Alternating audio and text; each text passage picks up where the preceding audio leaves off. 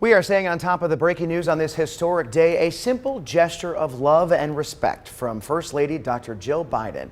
Moments after her husband shared his statement that he wouldn't be seeking re-election, she shared his post with a simple heart emoji.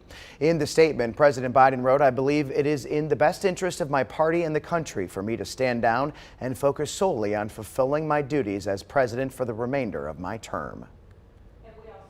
From Biden's granddaughter, Naomi Biden, she wrote in part, "I'm nothing but proud today of my pop, our president, Joe Biden, who has served our country with every bit of his soul and with unmatched distinction." She goes on to say, "Our world is better today in so many ways, thanks to him." And there are so many lingering questions after today's announcement. We asked Thom Little to join us for some perspective. He's a political science expert from UNCG. Tom, thanks so much for joining us. First of all, were you surprised to hear the news today? Surprised to hear it today. I anticipated it coming, but I did not anticipate it coming out on the weekend.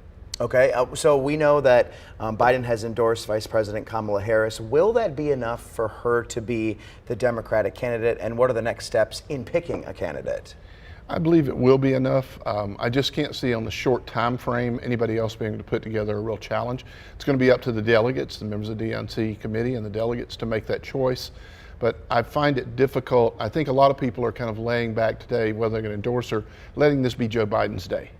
But in the next 3 or 4 days, I think we're going to see a lot of those Democrats kind of stepping out and getting behind her. And several of the Democrats that were sort of being talked about, Governor Whitmer from Michigan, Governor Newsom from California, they've already said they haven't said they're backing her, but they've said they're not seeking the nomination. So I do think it's probably enough.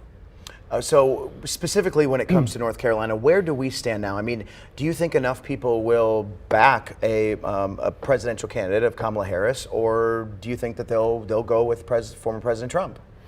I don't think her name alone, it'll put us a little more in play, but I do still think North Carolina will be leaning towards Trump.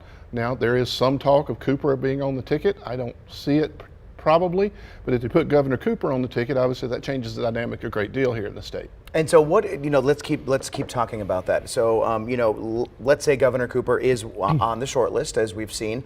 What will it take for him to be selected? He has to be voted on at the convention. And if she chooses him, just like Trump chose J.D. Vance, she chooses him, they put up the nomination.